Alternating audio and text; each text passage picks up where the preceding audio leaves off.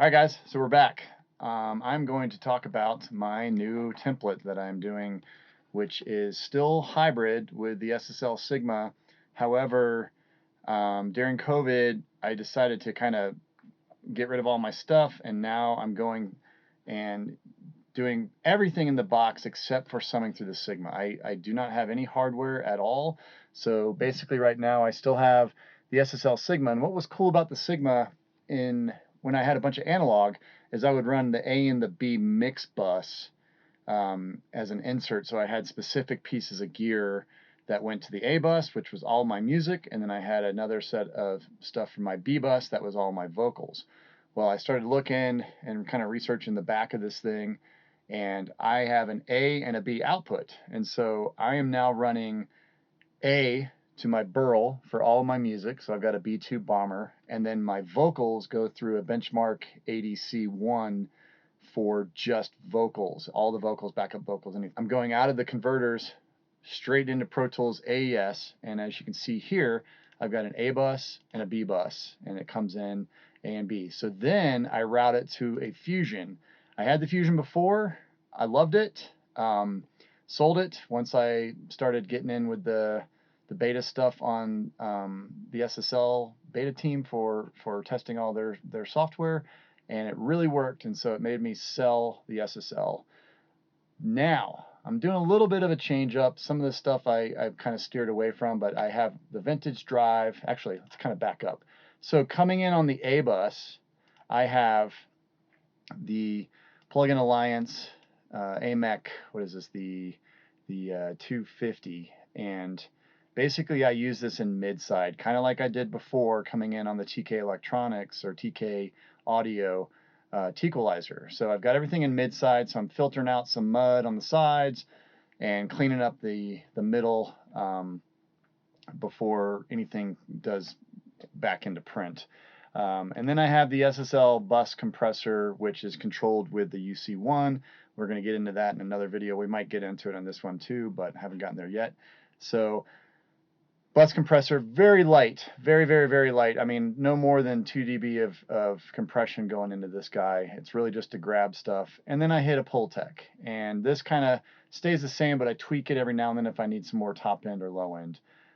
So that's my music bus. And then the vocal bus, before I had the Hammer EQ. So now I'm using the Hammer EQ by Cush Audio, and I've just got it set to a little bit of mid, low, and high kind of tweaking just to kind of get some of that air back. And then again, I hit another bus compressor on this bus, very subtle as well, just to kind of tame the vocals. And what I like about this is I can push and pull these two. If I need a little bit more vocal, I can just pull this down a decibel or so on. So that's my A and my B bus, just like it was in hardware. Coming out of that, I've routed it into my Fusion bus, which again has the vintage drive, the Violet EQ, and I'm just doing just a little bit of pushing and pulling here, nothing major. True iron, which I used to use this across everything, and now I'm just kind of pushing it through the main mix, which I absolutely love this plugin. The stereo image from SSL, part of the Fusion, just to get a little bit more width if anything went away from any of this stuff. And then my main glue is the API 2500. I had a hardware one of these for years and absolutely loved it. Did the exact same thing. If you remember, I had the 5.1 SSL bus compressor that I was running stereo pairs, and so that went out, did the Fusion, did some other stuff, and came into this. So kind of the exact same thing. But this is the sauce. So from the Fusion, I go out to my, what I call the bus, which is this guy right here, this VSM3. Absolutely love this plugin. This thing, I kind of just set it a little bit. I never really tweak it. If I have too much drive, I'll pull it down, but this is set to a default mid-side feature that I really liked. I think it's called MS Mastering, and then I just kind of tweaked it a little bit for what I needed. The Phoenix 2 plugin, this thing's lived on every mix that I've done for probably 5 years now, if not longer. I love this dark essence setting. So I tweak this from time to time if I need to trim back some stuff. If it's too hot, I'll pull it back on the output or the input. And then this new guy, this Magma Tubes, I add this as well. Comes in, and this kind of just gives this thickness that may lack from all the other processing that happens if there's any top end or whatever. For some reason, this thing, a buddy of mine turned me on to this, and it is absolutely stellar.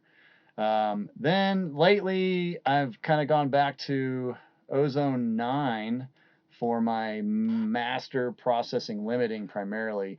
I'll sometimes run the master assistant. If there's a reference track that the band wants, I'll plug it into that and let it kind of do its magic, and then tweak it from there. But this is kind of the final leveling. And then the SSL Meter Plug-in, which displays down on the UF1, which is fantastic. You can go through and check out your freaks. You can adjust that. You can look at that. It's got your overview, so you can kind of see where things are sitting, and then your analog meters for your VU meters, which you can change the way those look. I just like this. It's fine. So that's that. And I do have a TC Electronics Clarity M over here as well that I just kind of double check things, and it's accurate as everything is coming out of the SSL meter. And then I print it. I bust it over to a print track, and I print it in real time through all this stuff. Clients, we have mix-up audio on here as well, which for notes and stuff, I think this is a great plugin. I can go out and put the session out on a mix-up audio session and or instance, and basically have the client go and make notes, and then I can bring it up in here, make the notes visible on the screen, and go through the timeline on the song and make the changes and A/B it, reprint it, and go from there. So that's how this bus, my mix bus, works. And then I've got on the template a couple things that are already static, like my effects VCA, my buses VCA, and then I've got some stems that print out to basically a aux track setup. So all of my stems, we're going to get into this later, but all of my stems can go into basically routing tracks here that then go to a bunch of stem tracks that I can print at one time. I can literally record all these and hit, run a pass, and it will print the toms, the drums, all of the everything that I need that I'm running. It will go through and print it. Some of these I've got way too much stuff on here actually, but effects I'll print, and this is really for Atmos, where I can go through and get everything dialed in just for getting stems for Atmos prints. So that is part of that area. But what's really kind of cool, and I've done this for a long time, is on my submix here, I've got a bunch of aux tracks that I mix into, and I'm going to show you how I already have some tracks brought in here. But basically, I have on the Sigma, it's 32 channels of summing, but I have 16 stereo pairs. So like last time, I have kick drum, snare drum, toms, drums, parallel drums. And how this works is all of my drums go to the main drum bus, but then I also have a parallel kick, parallel snare, and a tom bus. So then I can ride the faders over here if I need to, which I really like. I like it because it makes things just kind of notch through a little bit more without having to push the volume on, parallel drums or the drum bus. Then there's a synth and a keyboard bus, bass, vocals, parallel vocals, background vocals, acoustic guitars, electric guitars, and solos. These are all, again, separate items that have specific processing. Then I've got a rear bus, which is almost like a crazy parallel compressor for the whole entire mix, but I generally only send everything but the effects and the drums to it. And then I've got an effects bus. Now, I've changed this up a lot. I used to have a bunch of plugins. I have been into a control hub kick lately, but across everything at the top, I start with a Pro Q3, and I've got a default setting at 50 hertz that just kind of gets rid of some stuff. But then on my kick and snare, I'm running the new Plugin Alliance distressor. I owned a pair of distressors. This thing is close enough to the real deal that it works for me. Some people disagree and don't think it sounds great. I think it works really, really well. It just depends on the material. If you've got a really slam and snare drum already, I don't know what it's going to do for you. But this control hub plugin I have been a fan of for a couple months now, and so I've got it across every single track minus the effects. I don't do a lot of processing, but this thing is just cool. And this is my main mix processing across everything. You know, you can see here I've got some other stuff. Again, distressors on the, what is that, the parallel drums. And then for keyboards, this TG12345 just does some kind of magic thing. And then over here I've got a couple different compressors. If I need to pull this one up, I'll pull it up. I've got it deactivated right now, but I can bring this in if I need to and change it up and do a bunch of different styles. This one I actually honestly kind of prefer. Kind of emulates that retro kind of thing. Before I had the what was it, the over here, I had the true iron across everything at the top, and then I had, you know, a bunch of different stuff all the way down. But now I'm just kind of, I've been working this control hub for a long time. So that's kind of how everything routes in to my mixing. So what's cool about this now is I've got over here some VCAs, and as you can see, I've got the UC1 and the UF1, and I have it set where once I load the plugins, I can go in and hit 360 mode, go to plugin mixer, and now once I load all of my plugins across here, which I don't do yet until I get everything routed, I will be able to have control of just the plugins here through the SSL software, so the 360 software, but then I still have UConn capability on my AVID faders. I would love to get the UF8s, but I don't, it doesn't do VCA spill, and so forever I would be able to go over here and hit bus, and now I'll just mess these up real quick. You can see if I go back to the mix, now I'm on my mix bus and it spills, and then I go here and it's back to my mixing. So every single time I hit buses, my lead vocal, my parallel vocal, my vocals are all right here. My drums are all right here. So I can get to them very quickly, where the UF8 doesn't have the capability to do the VCA spill. So I'm kind of bummed about that, because I would love to be able to have a full setup for SSL in here, but it doesn't do this, and I really like to be able to have all my drums in an aux or in a group VCA'd where I can go drums and they spill out and I can mess with the drums. So I think eventually SoundFlow is going to have some integration with UConn where you can do VCA and control everything from the Pro Tools app on SoundFlow, which will be really cool, because then I'm just going to make a SoundFlow deck that has all my VCAs. They'll be color coded. I can just hit a button and it will go spill them out, and I won't even have to use the tablet anymore. So, but speaking of SoundFlow, I'm going to kind of show you this. Hopefully it's going to work tonight. But I brought in all my tracks for this one session, and I wanted to show you kind of how fast it is now using SoundFlow. So I've got a deck over here that I call Session Prep, and inside of it, it has a bunch of stuff called like drum create, drum add, parallel snare, parallel kick, parallel toms, parallel drums, and then across the board, bass, vocal, synth, whatever. It's got everything kind of ready to go, color coordinated. And what's cool is if you brought in 150 tracks, say, and they were all scattered about and weren't labeled right, you could go through and select each one of them and get them selected. You can't do it this view with SoundFlow. It doesn't like it, so you go to your edit view, but I'm going to do this. So if we go into here and I say kick, and let's go down to, let's forget one of them for now, and I say there's the drums, and I go over here and I hit drum create. It runs, creates the color code, makes a folder, makes a VCA, moves the drums into the folder and closes the folder down, and then leaves you with a blue drum track. I haven't figured out the color coding of this after it does everything, or this one. I'm going to do that eventually, and then it's going to be amazing.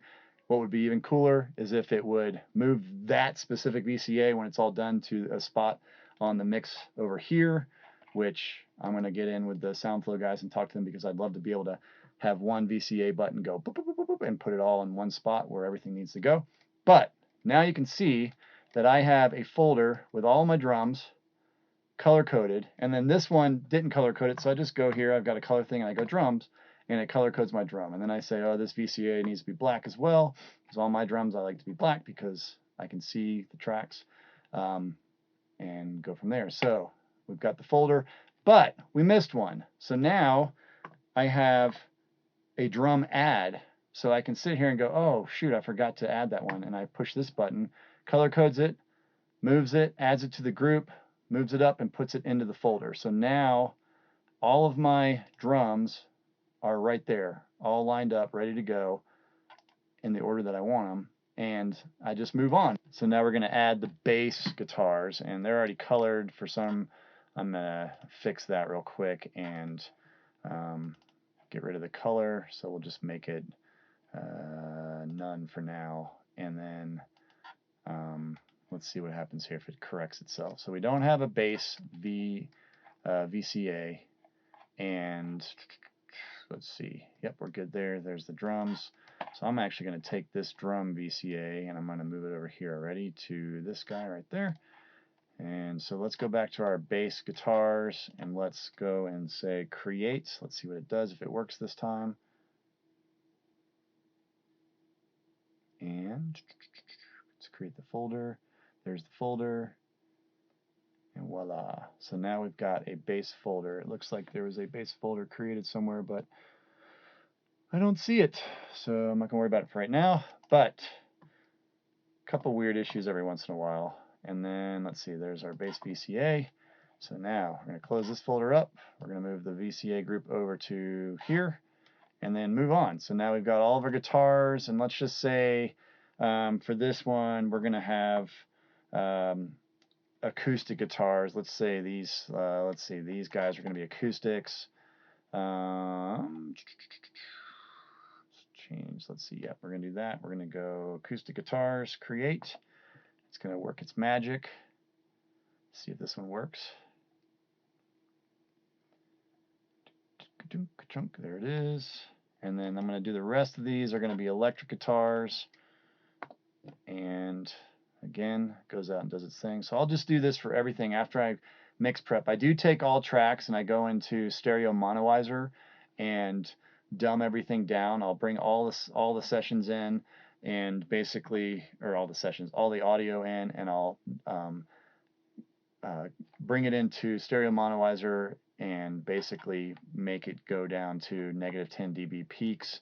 It's just what I like for when I get mix prepped, just to have everything kind of threshold headroom down, so I'm not bringing stuff in that's been recorded too loud or whatever, and just kind of go from there. It just works for me. I've done it forever. Now, so we're almost done with this, so we're going to go vocal create, and these are pianos for the rest of it, so we'll add those to keys and basically have the vocal created. Same thing, vocal folder, and then right here you've got your pianos, and we're going to make this one go to our keys, and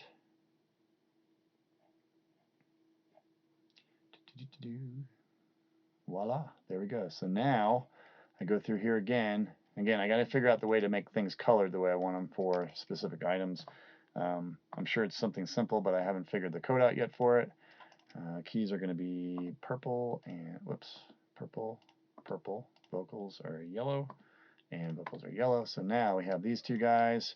We're going to bring these over to here, and let's see, my setup generally goes like this, where bass, vocals, electrics, acoustics, etc. And that's it. So now I have all of these folders that are full of tracks all the way across. All of these guys are, these are my stems, these are the stems, these usually move to the other side. I'll do that in a second. And the drums, but you can see drums, bass, everything across the board. So now what I do is I will go and highlight all of these guys, and come up here and go to my SoundFlow, my plugin bank, and I'll say, okay, for this specific, for drums, I want to have the SSL 4B on here. And it goes and runs its little magic, spits everything across. And it should. There it goes. So there's all my 4Ks, and now the SSL 360 loads it up, if you can see that over there.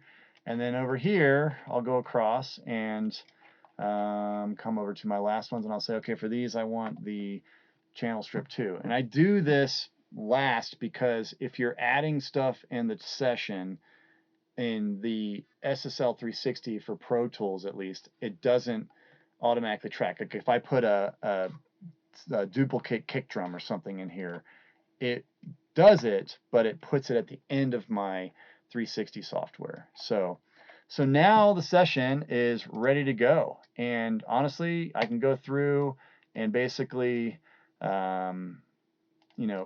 get all of my tracks edited. I can go through and make cuts.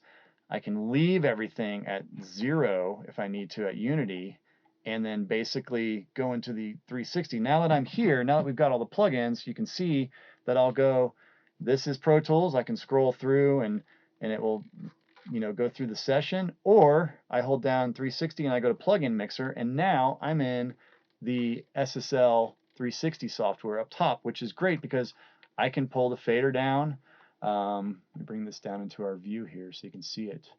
So I can have this up and running, and I can pull the fader down. I can move over, get everything dialed in, and just honestly use Pro Tools as a tape machine and go through everything here, get everything down, come back over to my session when I can go in here and have all my aux VCAs ready to go. So I hit, if you're in 360 software, right, you can go pull. I have everything in front of me. I can move through this real quick and dial in my mix, get everything kind of where I want it, and then now I'm back in Pro Tools with my VCAs, and I can go mix, and I know, okay, I can get this thing kind of tweaked as well and everything going and automate. So then I can turn on all my automation for my buses and mix. And for me, it works really well because this is really just a virtual console, right? So I can go through this thing and just get all my stuff dialed in. I can see the EQ. I don't even need to see the EQ. I can turn 360 off and just look at the name, and go through the EQ curves up here. But it's really great to be able to see what the curves are doing, what, boost that mid-range there, but you can really get things kind of dialed in super tight and see your EQ, go back, see your meters, you hit the mode, you go to your meters, you can see your frequency and analyze your frequency, you can look. I mean, it's such a smooth workflow, and you're really just using Pro Tools as a tape machine with some plugins, and then that's really it. I mean, this is the new setup for me.